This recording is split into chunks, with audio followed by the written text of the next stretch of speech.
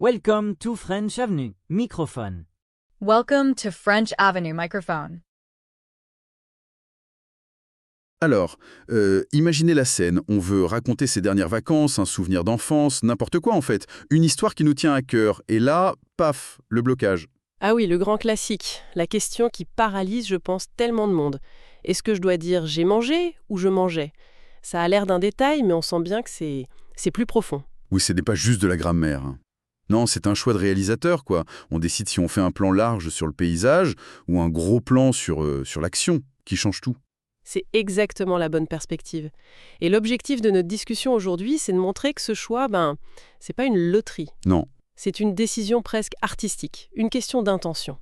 Pour ça, on a un guide grammatical assez pointu qui prétend avoir la règle définitive. La fameuse. Voilà. Notre mission, c'est de déchiffrer ça ensemble, pas pour devenir des robots, mais pour comprendre l'art de raconter une histoire en français, pour que l'hésitation devienne un choix créatif. Bon, alors, décortiquons ça. La première grande idée que ce guide met en avant, c'est une opposition, celle entre la toile de fond et l'action principale. C'est ça, l'imparfait, ce serait le décor, le cadre. Le document donne des exemples comme « il faisait chaud ce jour-là » ou « la maison était vieille et sombre ». Oui, on sent tout de suite l'atmosphère, ça pose une ambiance. Exactement. L'imparfait, c'est vraiment le temps de l'immersion. Il décrit un état, une situation qui dure, mais on ne voit ni le début ni la fin. Quand on dit « il faisait chaud », on ne sait pas depuis quand ni pour combien de temps. On est juste dedans. C'est une caméra fixe qui regarde la scène, c'est ça. Et ça marche aussi pour des descriptions, des choses plus permanentes. Elle avait les cheveux blonds, mon grand-père était médecin. Ce sont des éléments du décor dans lequel l'histoire va pouvoir se dérouler. D'accord. L'imparfait comme plan large, ça me parle. Mais attends, une action peut aussi durer longtemps. Si je dis, par exemple, « Hier, j'ai attendu le bus pendant 1 heure », c'est long 1 heure, mais on utilise le passé composé. Très bonne question. Ça contredit un peu la règle du décor, non? Alors, justement, ça nous amène au cœur de la nuance. Ce qui est fascinant ici, c'est la notion de borne. Dans ta phrase, le « pendant 1 heure », ça crée un cadre, des bornes de temps très claires. Ah oui, l'action est vue comme un bloc unique, terminé, même s'il a duré. Le passé composé, il encadre l'événement, il lui met un début et une fin. L'imparfait, lui, il est sans borne. Et c'est pour ça que la combinaison des deux est si forte. L'exemple classique que donne le Give. Ah oui, je vois venir le cas d'école. Exactement. Prends la phrase « je parlais au téléphone ». On est dans l'imparfait. L'action est en cours. Elle est non bornée. C'est notre toile de fond. Et soudain, quand la porte a sonné, l'interruption. Voilà. L'action de sonner est brève, ponctuelle. Elle vient percer la toile de fond. Le passé composé, c'est l'événement qui fait avancer l'histoire, qui perturbe l'état des choses. C'est le moteur du récit. Je vois. Donc l'imparfait nous installe et le passé composé vient faire irruption. C'est le duo de base de toute narration. Ok, l'idée de l'arrière-plan et du premier plan est claire, mais nous souvenir, c'est pas que des photos, c'est aussi des routines, des habitudes. Comment la langue gère ça? Et là, on touche au deuxième grand rôle de l'imparfait, celui de la répétition, de l'habitude. C'est le temps de la nostalgie par excellence. Ah oui, Il exprime ce qui était une routine dans le passé, sans qu'on ait besoin de compter chaque fois. C'est la bande-son d'une époque. Le guide donne des exemples très parlants. oui. Comme quand j'étais enfant, je regardais la télé tous les soirs. On dit pas combien de fois en tout, ni quand ça a commencé ou fini. C'est un mode de vie. C'est ça. Ou encore, tous les lundis, il prenait le train. L'indicateur « tous les lundis » nous plonge direct dans la routine, donc dans l'imparfait. Voilà, c'est une action qui se répétait, et cette répétition devient elle-même une sorte de décor, une caractéristique d'une période passée. Et donc, si l'imparfait c'est la routine, est-ce que le passé composé serait le moment où le disque saute? L'événement qui brise cette routine? J'adore cette analogie. C'est exactement ça. Le passé composé, c'est le temps de la rupture, de l'événement unique qui se détache de l'habitude. Le guide compare 2 phrases qui illustrent ça parfaitement. Vas-y. D'un côté, pendant mon enfance, je fêtais mon anniversaire à la plage. On est dans la répétition, l'habitude. Imparfait. Ok. De l'autre, samedi dernier, j'ai fêté mon anniversaire avec mes amis. C'est un événement unique, précis, daté. le passé composé le met en lumière. C'est fou comme le même verbe peut raconter deux histoires complètement différentes juste en changeant de temps. Et ça va même plus loin. Le passé composé, c'est pas seulement l'unicité, c'est aussi le résultat, le changement. Il marque un avant et un après. L'action est terminée et elle a eu des conséquences. Ah, intéressant. Un des documents donne un exemple parfait. J'ai appris le français. L'action est finie et le résultat est là. Maintenant, on peut le parler. C'est une transformation. C'est pareil pour « elle a quitté son emploi ». C'est un événement ponctuel qui a radicalement changé sa situation. Ok, donc le passé composé ancre l'action dans une chaîne de cause à effet. Je vois. C'est ça. Cette vision de réalisateur, de choix narratif, c'est éclairant. Mais pour bien utiliser sa caméra, il faut quand même un peu de bagage technique. Je pense au choix de l'auxiliaire, le fameux « être » ou « avoir ». Ah oui. C'est souvent un point de blocage. C'est vrai. Et le guide aborde ça très clairement. La règle de base est simple. La grande majorité des verbes, c'est avec avoir. J'ai mangé, tu as vu, il a fini. C'est le défaut. Ok. La complexité, elle vient d'une petite liste de verbes qui utilisent être. Ce sont surtout des verbes de mouvement ou de changement d'état. Les plus connus, aller, venir, partir, arriver, naître, mourir. Monter, descendre, voilà. Ce sont des verbes qui décrivent un déplacement ou une transition fondamentale. Et c'est là qu'on tombe dans des pièges classiques, comme dire « elle a né » au lieu de « elle est née ». Il faut juste mémoriser cette petite liste, en fait. Oui, et une fois qu'on l'a en tête, on peut se reconcentrer sur le choix narratif. Et pour rendre ça concret, les documents proposent le cas d'Emma. Ah oui, l'étudiante. Une étudiante à Bordeaux qui doit raconter son été à Marseille. Et là, c'est le drame. Je crois qu'on s'est tous un peu sentis comme Emma un jour, bloqués à se demander « j'écris j'ai habité ou j'habitais à Marseille ?» La question a 1 million. Sa professeure, Madame Dubois, l'aide à dénouer ça. Le dialogue qu'ils imaginent est très révélateur. Emma se lance un peu, hésitante. « J'ai arrivé à Marseille en juillet. La ville était... enfin, c'était chaude. » On sent l'hésitation. Et la correction de Madame Dubois est très fine. Elle dit pas juste « c'est faux », elle explique la logique. C'est ça. Elle lui dit « Emma, quand vous écrivez « la ville était chaude », vous nous invitez dans l'atmosphère. C'est votre décor. C'est parfait. Pour votre arrivée, par contre, c'est une étape, un point précis. C'est une action ponctuelle. Je suis arrivé. Elle corrige l'auxiliaire, mais elle valide l'intention derrière. Exactement. Et puis vient le moment clé. Sur le verbe habiter, Madame Dubois lui pose la question décisive. Que voulez-vous nous raconter? J'aime bien cette approche. Elle lui explique. J'ai habité à Marseille pendant 2 mois, ça sonne comme une ligne sur un CV. C'est un fait accompli, une boîte fermée. Mais si vous écrivez « j'habitais à Marseille », alors vous ouvrez la boîte. Vous nous plongez dans votre quotidien. Lequel de ces 2 sentiments voulez-vous nous faire ressentir? C'est brillant. Elle transforme une question de grammaire en question de perspective. Et ça débloque tout pour Emma. Cite un extrait, et on voit la différence. Elle écrit « Chaque matin, je me levais et allais prendre le petit déjeuner sur le balcon. » Là, on est clairement dans la routine, l'habitude. 2 verbes à l'imparfait. On s'installe avec elle. Et puis, la rupture. Un jour, j'ai rencontré un vieux monsieur qui m'a montré comment préparer la bouillabaisse. Parfait. L'indicateur un jour annonce l'événement.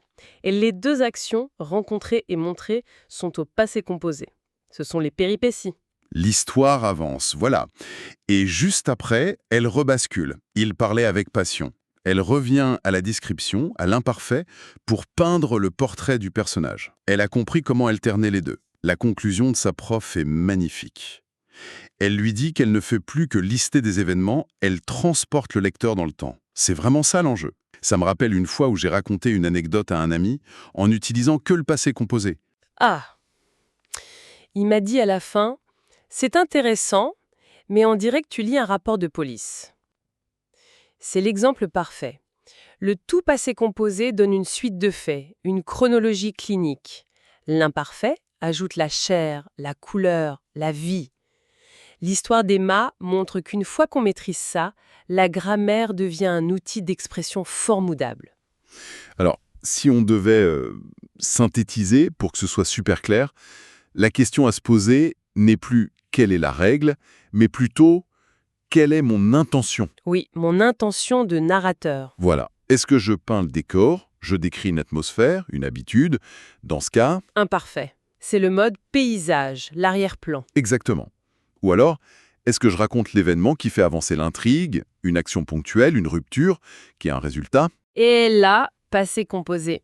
C'est le mode action, le premier plan. Une fois qu'on a cette grille de lecture, le choix devient beaucoup plus intuitif. Et plus significatif. On passe d'une application mécanique à un vrai choix stylistique. Précisément. Et c'est là qu'on dépasse la grammaire pour entrer dans l'art de la narration. Le choix change le rythme, l'émotion. La conclusion de notre source est très juste. Maîtriser ses temps, ce n'est pas juste bien parler français, non. C'est maîtriser l'art de raconter. C'est savoir captiver son auditoire, exactement comme Emma a finalement réussi à le faire. En fin de compte, le passé composé et l'imparfait ne sont pas des ennemis, mais des alliés. C'est comme avoir deux pinceaux, un large pour les fonds et un fin pour les détails, pour peindre un tableau complet. C'est une très belle image pour conclure. Et ça soulève une dernière question, plus philosophique peut-être, sur la mémoire elle-même. Ah, quand on se remémore un souvenir, est-ce qu'on le voit comme une série d'événements ponctuels, de flash? Ça, ce serait le passé composé. Oui, Ou est-ce qu'on le perçoit plutôt comme une atmosphère continue, un état dans lequel on baignait, ce qui serait l'imparfait? La manière dont on choisit, consciemment ou non, de raconter nos souvenirs, est-ce qu'elle ne révèle pas finalement la manière dont on les a vraiment vécus et structurés dans notre esprit? Aujourd'hui, on se pense sur une leçon de français très ambitieuse qui s'attaque à un monstre sacré pour les apprenants, la différence entre le passé composé et l'imparfait. Le document est hyper fouillé, plein d'exemples, et il se présente comme un guide définitif. C'est ça. La matière est là, c'est très dense, très sérieux, mais tu vois, en le lisant, je me suis demandé comment on passe d'une ressource qui est très complète, presque académique, à une expérience qui crée un vrai déclic chez l'apprenant. C'est là que ça devient intéressant. Exactement. Et la première chose qui m'a frappée, c'est une occasion manquée mais énorme au tout début. Ah oui, On a cette super histoire, celle d'une étudiante, Emma. C'est le cœur émotionnel du truc, et en fait, elle est cachée tout à la fin. je vois. La leçon commence par des concepts très théoriques sur la frustration, puis des listes de règles, et il faut attendre la toute fin pour rencontrer Emma et son problème bien concret. C'est un peu dommage. Oui, je vois tout à fait. On demande à l'apprenant un effort intellectuel énorme au début, avec des règles abstraites, en lui disant « fais confiance, tu verras plus tard ». Le risque, c'est de le perdre en chemin. C'est ça. bienvenue dans cette nouvelle analyse. On se penche aujourd'hui sur une question qui, je l'avoue, me donne encore des sueurs froides, même après des années. Le choix entre le passé composé et l'imparfait. Ah, le grand classique. On a tous été là à écrire un email ou à raconter une anecdote, et là, le doute s'installe. La source qu'on a sous les yeux pose la question de la manière la plus simple et la plus angoissante. Dois-je dire « j'ai mangé » ou « je mangeais » ? Et ce n'est pas un détail. Pas du tout. On a l'impression que c'est mineur, mais en réalité, c'est ce qui fait la différence entre une histoire claire, vivante, et une liste de faits un peu bancale, quoi. Notre mission, c'est donc de sortir de là avec une idée claire, une bonne fois pour toutes. Pour ça, on va s'appuyer sur un guide grammatical très bien fait qui promet une règle définitive, avec des critères précis et surtout une histoire concrète pour voir ces règles en action. C'est une mission essentielle, parce que cette distinction, elle est vraiment au cœur de la narration en français. Ce n'est pas juste une lubie de grammarien. Non, c'est plus profond. C'est une question d'intention, en fait. Le temps qu'on choisit change radicalement la perspective du récit. Pensez à une scène de film. Le passé composé, c'est le projecteur, le spotlight qui vient éclairer une action précise. Soudain, il a ouvert la porte. Exactement. C'est l'événement clé qui fait avancer l'intrigue. Et l'imparfait, à l'inverse, c'est la caméra qui fait un plan large pour peindre le décor. La pluie qui tombait sur les fenêtres, la musique. Voilà, c'est l'arrière-plan, l'ambiance, le contexte dans lequel l'action principale va se produire. J'aime beaucoup cette analogie du projecteur et du décor. Ça rend les choses très très visuelles. Alors, commençons par la base. La fameuse distinction entre l'action et le contexte. La première règle qu'on apprend tous, c'est passé composé pour une action ponctuelle, terminée, et imparfait pour une habitude ou une description. C'est bien ça ? C'est le point de départ indispensable. Le passé composé, c'est le temps de l'action accomplie. Celle qu'on peut cocher sur une liste, quoi. D'accord. La source donne un exemple parfait. Hier, j'ai acheté un billet pour Paris. C'est net, précis. Voilà. L'action a un début, une fin. C'est daté, c'est terminé. On archive. Ok, ça c'est le projecteur, c'est l'événement. Et pour le décor, l'imparfait. Exactement. L'exemple contrastant est « Quand j'étais enfant, je regardais la télé tous les soirs ». Ah oui, là, on ne parle pas d'un soir spécifique. Non, on ne peut pas mettre cette action sur un calendrier. C'est une toile de fond qui s'étire sur des années. C'est une habitude, un état, qui durait. L'imparfait ne se préoccupe pas de la fin de l'action. Il se contente de la décrire en cours. Donc, si je résume, le passé composé répond à « que s'est-il passé ?», alors que l'imparfait répondrait plutôt à « quelle était la situation ?» C'est une excellente façon de le dire. Le passé composé, c'est la colonne vertébrale du récit. La succession des événements. Il s'est levé, il a pris son café, il est sorti. Voilà, c'est le squelette de l'histoire. Et l'imparfait, c'est toute la chair autour. C'est ce qui donne vie à la scène. Le fait qu'il faisait froid, qu'il était fatigué. Tout à fait. La rue était déserte. Sans l'imparfait, on a une liste de faits. Et sans le passé composé, on a une description statique, où il ne se passe rien. Et la magie, j'imagine, c'est quand on combine les deux. C'est là que la langue prend toute sa dimension, oui. Le guide propose un exemple qui illustre ça magnifiquement. Il faisait chaud ce jour-là, nous avons décidé d'aller à la plage. Ah oui, on le voit bien là. Il faisait chaud, c'est l'imparfait. On plante le décor, le contexte. Et ce contexte mène à quoi? À une décision, une action qui fait basculer l'histoire. Nous avons décidé d'aller à la plage, au passé composé. L'un décrit la scène, l'autre y place un événement. C'est vraiment la synergie des deux. C'est ça. Mais bon, la vie n'est pas toujours si simple. Souvent, une action fond, un décor, est perturbée par un truc soudain. Comment la grammaire gère ça, Sam? Vous mettez le doigt sur le cas d'école par excellence, l'interruption. C'est un des outils les plus puissants pour comprendre la complémentarité des deux temps. La structure est presque toujours la même. Ah oui, je vois où vous voulez en venir. Une action qui est en train de se dérouler tranquillement, donc à l'imparfait, Ouais, est soudainement interrompue par une autre action, brève, au passé composé. exactement. Le fameux exemple. Je parlais au téléphone quand la porte a sonné. C'est vrai que ça illustre tout. Je parlais au téléphone, c'est la toile de fond, ce qui durait, et la porte a sonné, c'est le projecteur qui s'allume d'un coup. C'est exactement ça. L'imparfait ouvre un espace temporel. Il nous dit « voilà ce qui était en train de se passer » et le passé composé vient y faire irruption. Il vient percuter la ligne de temps. C'est ça qui crée l'événement. Et cette logique, elle nous amène à une autre nuance, très fine mais essentielle, la différence entre un état et un changement d'état. Alors là, ça se corse un peu pour moi. Un état, un changement d'état. Comment on distingue ça concrètement? C'est plus simple qu'il n'y paraît. L'imparfait, c'est le temps de l'état qui dure, de la condition stable. Si je dis « mon grand-père était médecin », je décris sa profession comme un état qui a duré une grande partie de sa vie. D'accord, c'est comme une description, mais appliquée à une personne. Exactement. Maintenant, le passé composé va signaler le moment précis où un changement s'opère. Le guide propose « il est devenu professeur en 2010 ». Ah, d'accord. Là, on met en lumière l'action, le moment du changement. Précisément. C'est l'événement qui l'a fait passer de l'état non-professeur à l'état professeur. Je crois que je vois. L'exemple sur l'âge dans la source est très parlant aussi. Il y a « elle a eu 20 ans en juillet » versus « avant, elle avait 19 ans ». Cet exemple est parfait. Elle a eu 20 ans. C'est le passé composé qui marque le jour J, l'événement. Le changement d'état. Oui, le moment précis de son anniversaire. Alors que elle avait 19 ans, c'est l'imparfait qui décrit l'état dans lequel elle était pendant les 374 jours précédents. L'un est un point sur la frise chronologique, l'autre est une longue ligne. C'est tout à fait ça. C'est très clair. On a une belle boîte à outils là, et le guide mentionne un dernier critère, l'idée de résultat, de conséquence. Oui, le passé composé, c'est aussi le temps de la conséquence qui affecte le présent. L'action est passée, terminée, mais son résultat est toujours tangible.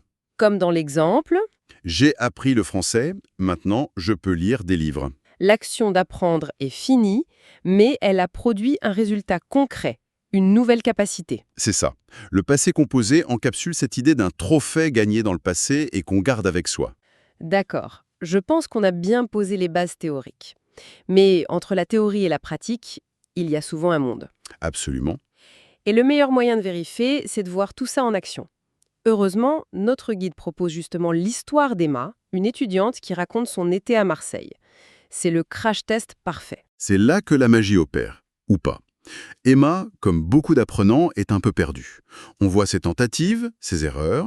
Par exemple, pour décrire la ville, elle commence par dire « la ville était, c'était chaude ». Et là, sa prof, Madame Dubois, la rassure. Oui, elle lui dit que c'est juste. Pour une description, un décor, l'imparfait est le bon choix. Un bon point pour Emma.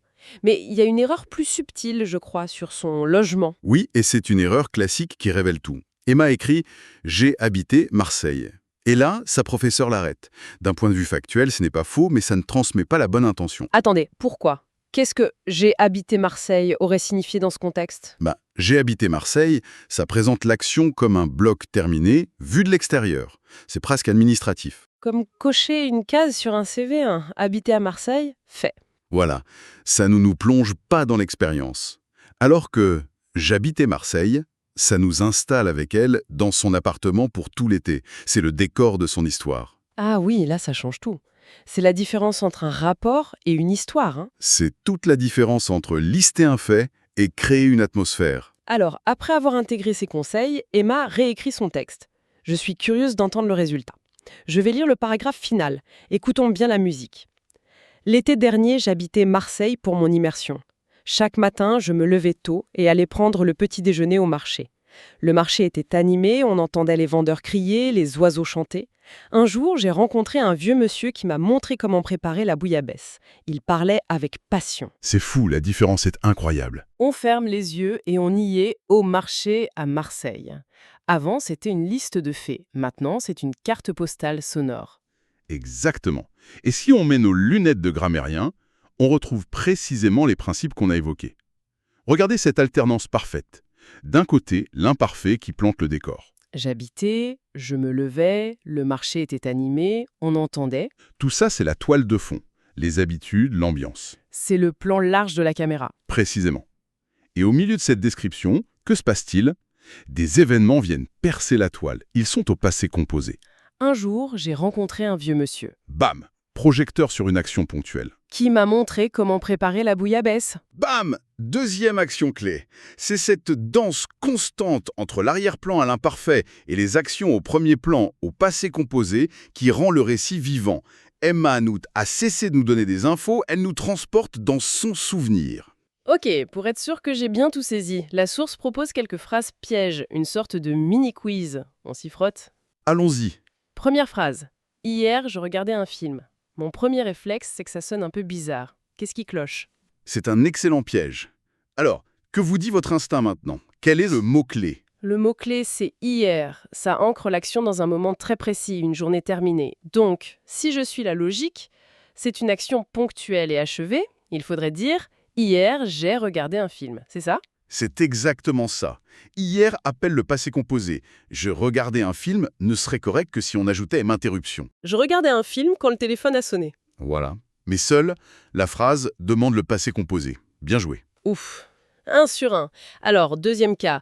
Quand j'étais petit, j'ai joué au foot tous les jours. Là, c'est plus subtil. Quand j'étais petit, ça plante bien le décor à l'imparfait, mais j'ai joué, ça me semble incorrect. C'est pourquoi? Qu'est-ce qui vous met la puce à l'oreille? C'est l'expression tous les jours. Ça crie habitude, répétition. Et on a dit que le temps de l'habitude, c'est l'imparfait. Donc la phrase correcte serait « Quand j'étais petit, je jouais au foot tous les jours Parfait. Vous avez identifié le piège. Tous les jours indique une action répétée qui devient une description de l'enfance. Le passé composé aurait impliqué une seule fois. Donc oui, je jouais. ». Super, ça rentre. Un dernier point de vigilance du guide, qui est une autre source d'erreurs fréquentes, le choix de l'auxiliaire. Avoir ou être. Ah oui, un grand sujet. On pourrait y passer 1 heure, mais quelle est la règle de base à retenir? La règle de base est assez simple. La grande majorité des verbes utilisent « avoir ». Être est réservé à une liste courte de verbes, la fameuse maison d'être. Les verbes de mouvement. Principalement, oui. Aller, venir, entrer, sortir. Et les verbes de changement d'état, comme naître, mourir, devenir. La source donne l'exemple de l'erreur classique. Elle a né. Le verbe naître exprime un changement d'état. Il se conjugue donc obligatoirement avec être. Donc, elle est née. Elle est née, exactement. C'est un détail technique, mais qui change tout. Absolument. Un « je suis allé » au lieu d'un « j'ai allé », ça change la perception. Donc, pour tout résumer, il y a une sorte de question ultime, une règle d'or à se poser. Oui, un test décisif en 2 parties. Première question. Est-ce que je raconte une action principale, ponctuelle, terminée, qui fait avancer l'histoire? Si oui, c'est le passé composé. D'accord. Deuxième question. Est-ce que je décris le décor, une habitude, un état, une action en cours, qui sert de toile de fond? Si oui, c'est l'imparfait. Au final, ce que je retiens, c'est que j'ai longtemps vu ces deux temps comme des ennemis. Il faut les choisir le bon pour ne pas faire d'erreur. Alors qu'en fait, En fait, ce sont des outils alliés, complémentaires. Le passé composé, c'est la charpente du récit, les poutres qui tiennent la maison, et l'imparfait, c'est la décoration, la peinture, la lumière. c'est une très belle image. C'est ce qui rend la maison habitable et vivante. Maîtriser les deux, ce n'est pas juste de la grammaire, c'est apprendre à être une bonne conteuse en français. C'est la synthèse parfaite. Vous avez cessé de voir ça comme une contrainte pour le voir comme une opportunité créative. Et ça m'amène à une dernière pensée. Pour aller plus loin, une fois que ces règles deviennent une seconde nature, l'étape suivante, la plus passionnante, c'est d'observer comment les grands écrivains ou même les gens dans la rue jouent avec ces temps. C'est-à-dire, donnez un exemple. Par exemple, un auteur pourrait décrire une action très brève, comme un regard, en utilisant l'imparfait. Il la regardait. Normalement, on dirait « il l'a regardé Oui, mais en utilisant l'imparfait, l'auteur étire le temps. Il transforme ce simple regard en un moment suspendu, presque infini. Il crée un effet de ralenti cinématographique. ». Ah, c'est puissant, oui. Inversement, utiliser le passé composé pour décrire ce qui ressemble à un état peut le transformer en un événement soudain, brutal. Les règles qu'on a vues sont la fondation, le solfège. Elles sont indispensables. Mais ce n'est pas la fin de l'histoire. Non. Comme dans tout art, c'est en maîtrisant parfaitement les règles qu'on peut commencer à apprécier, et peut-être un jour à utiliser, les moments où on choisit de les tordre un peu, pour créer un effet, une émotion. C'est là que la langue cesse d'être un code et devient un véritable instrument d'expression.